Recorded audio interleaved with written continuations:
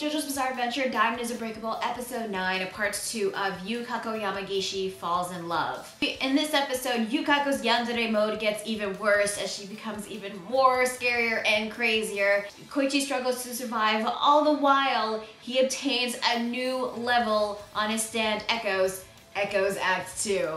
But let's start off from the beginning. So the episode starts off with Josuke and Okuyasu knowing that Koichi was missing, and so was Yukako. So they knew that Yukako has taken Koichi away somewhere far away, but they had to figure out Koichi's location. Meanwhile, Koichi was in some serious trouble, which involved a lock combination, which is the answer to the question of the year Christopher Columbus discovered the New World, which, by the way, the lock was placed on the bathroom.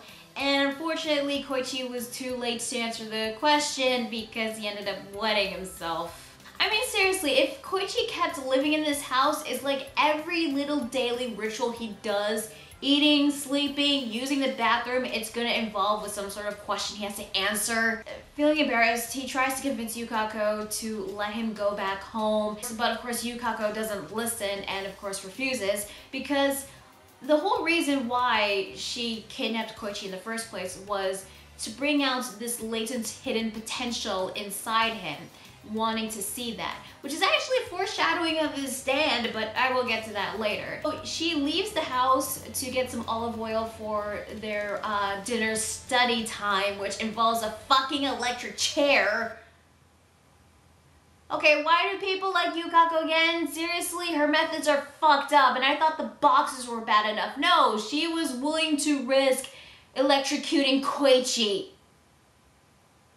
Like, what the hell? Koichi figures out that Yukako would have to go shopping by ordering in using a payphone because all the phone wires in the house was cut. Which luckily he did find the nearest payphone using his stand Echoes, which was within its range. But unfortunately he couldn't call Josuke because he doesn't have money to use the payphone, and he couldn't call for the police because there's a chance that Yukako would kill the police, which, you know, knowing her, she would really do that. So it seemed at first that Koichi was about to admit defeat, but when Yukako goes to the payphone, she noticed some sounds on her arm created by Echoes, which were actually dial tones, and the sounds were able to dial Josuke's number.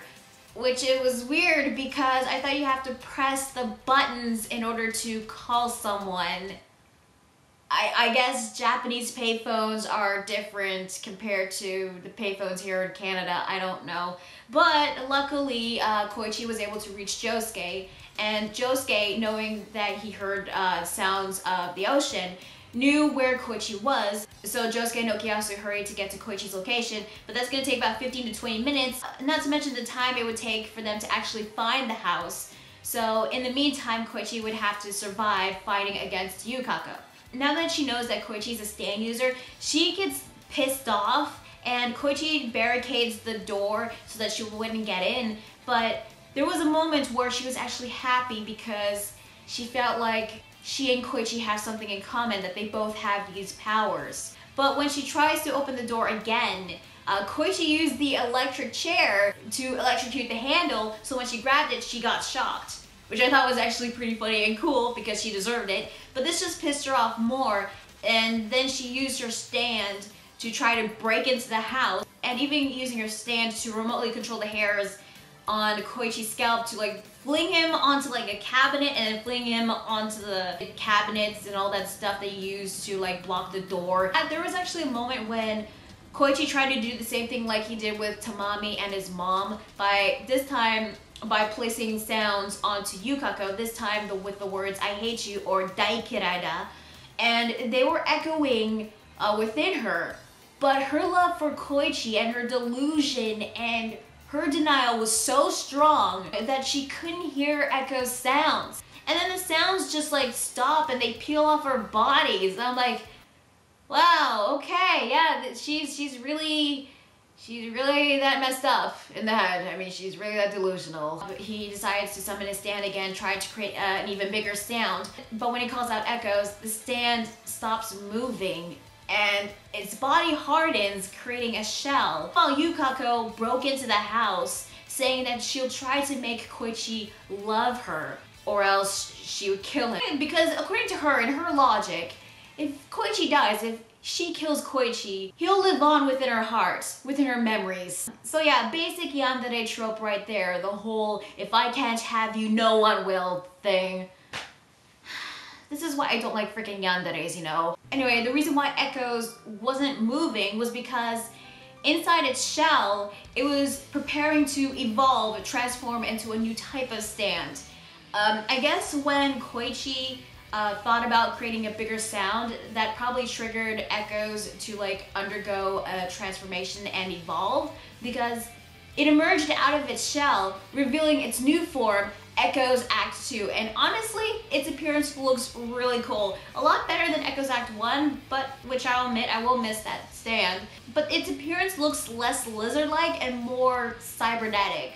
But not only did its appearance evolve, but so did its stand ability. It can still create words to make sounds, but unlike with Echoes Act 1, Act 2 can make the literal actual effect. Like for example, when I created whoosh on the door when Yukako touched it, it created the actual whoosh itself, like this wind blowing against her, like blowing her away from the house. And it was able to create those words by using like the end of its tail, which honestly, I like this new version of its ability. It's a lot cooler because it can not only create sound effects, but it can also create the actual literal effect if you touch the words. But Yukako was able to figure out its ability, so she figures like she'll try not to touch the words and uses her stand, which apparently her hair is able to break through the house, creating this web trapping Koichi. She asks him one more time, "Do you love me?"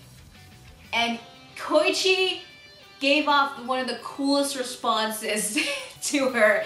I mean, he wasn't even scared, he wasn't even afraid. He just had this like look on his face and then just says, "I'm in this mess right now because you wouldn't understand when I told you. I've been telling you that I don't like you all this time." Damn, rejection right there. I mean, if this was like a nice girl, then I would feel sorry for her. But considering this is Yukako, that was awesome. Unfortunately though, her stand wraps around Koichi, but he had another trick up his sleeve, which was writing the word Dogon or something like that on the back of his shirt, and since her stand touched the words, it caused the effect to activate, creating an explosion, sending her flying off near a cliff, which for some reason turned her hair white, which I don't understand why. Koichi actually was a bit worried that he might have accidentally killed her, so he used his stand to check if she was okay, which she was still alive, which he was actually relieved in a way. But Yukako like wakes up and uses her stand again. She's still able to use her stand even though her hair turned white, and wrapped tightly around Echoes Act 2. It tried to fight back, but it couldn't. He warns her that the cliff was about to fall, telling her to grab onto something. But of course she doesn't buy it, believing it was just some sort of trick. But it was actually true because the cliff breaks apart and she falls close to this pointy rock near the shore. And there was no time for her to like grab onto anything. But when she landed on the rock, she didn't get impaled. In fact, it got squishy and she just bounced back up into the cliff. Apparently, Koichi used Echoes Act 2 to create the words boingy boing to make the rock bouncy so that she wouldn't die. So despite everything that happened to him because of Yukako, he saved her life. Realizing that Koichi tried to save her even though she was trying to kill him, she admitted defeat, saying that she lost completely.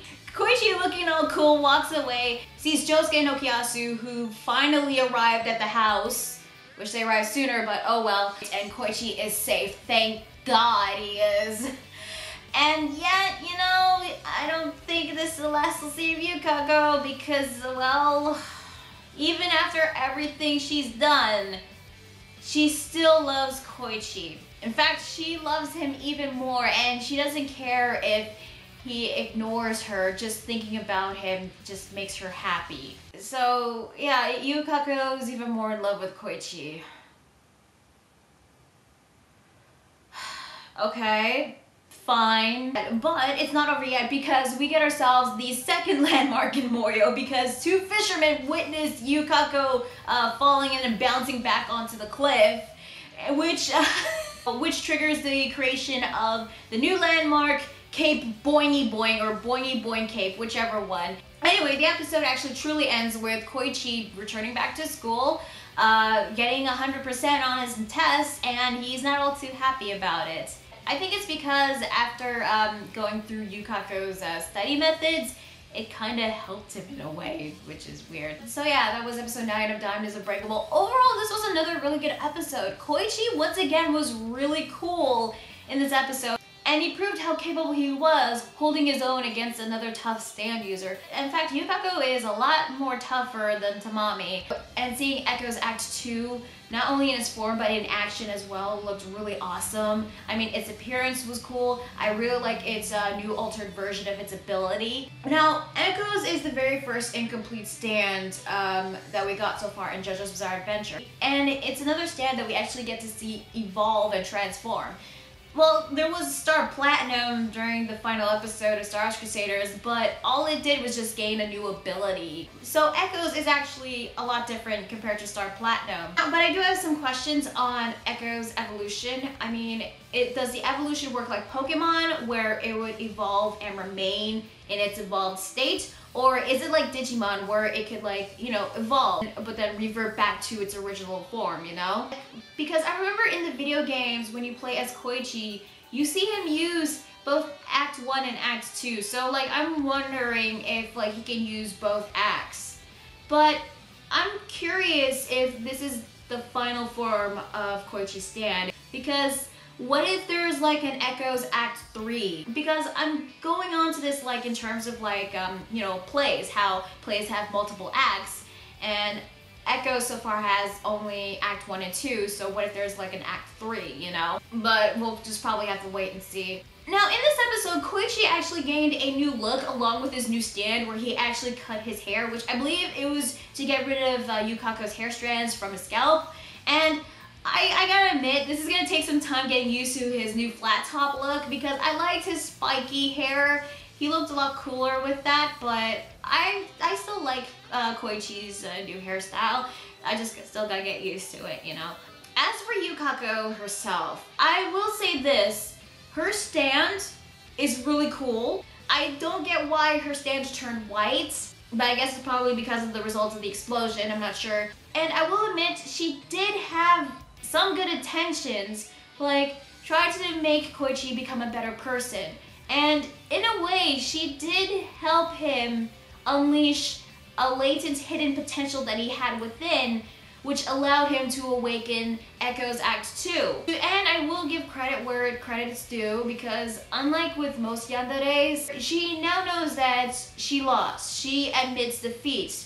She knows that she can't convince Koichi to love her. So has my opinion changed on her? No, it hasn't, because she was even more insane and crazy in this episode. I mean, she was willing to go through with killing her love interest. Not only did she try to kill him, but she did terrible things to him. I mean, she was crazy, she was insane, her eye was twitching, and I will admit she was entertaining in terms of like minor antagonists, but I just want her to stay the hell away from Koichi, you know? And I know many of you guys will tell me that my opinion on her will change, and honestly, I hope you're right, because I want to like her, because I like her stand, and it's cool to see another female stand user, but she's a freaking yandere, and I hate that. I hate what she tried to do to Koichi, what she did to Koichi, and I hate her freaking attitude and personality and her stubbornness. It's only until her near-death experience when she finally realized that she lost. I know that Yukako is going to appear later on, and if she does, I hope she just backs off from Koichi. Like, stop being all clingy, and if there is still a chance of her like trying to like hook up with Koichi, I hope she just takes it one step at a time, you know, take things slow. But considering all the crazy shit she's done, I find it highly unlikely. The next time she appears in this anime, she better do something really good in order to redeem herself, to make me actually like her. Because right now, I don't. But, you know, now that I've been thinking about it, there have been a lot of Koichi-centric episodes lately. I mean, this is another one of them, you know? But I believe this is the last one for a while because we'll be focusing more on Josuke and hopefully on Okuyasu as well. Still no sign of Jotaro. Yeah, he's been on the back burner for quite a while, really. I mean, the last time we saw him was like in episode 8, but that was in a flashback. So yeah, I'm still waiting to see Josuke, Okuyasu, and Jotaro get some action again. When it comes to like the close-ups of Yukako's face, there was a lot of detail, which I did like, but when you don't like get close up to her face, it seemed more or less defined than you can probably compare in the manga.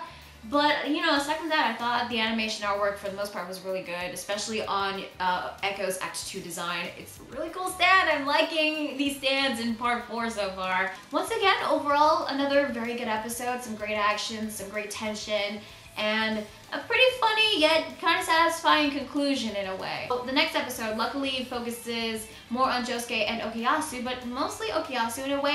And oh man, episode 10. Oh boy, I can't wait to talk about that one. So tell me guys, what did you think of episode 9 of Diamonds Unbreakable? Did you like it? Did you hate it? What did you think of Echo's Act 2? And what did you think of Yukako overall now that this arc is done?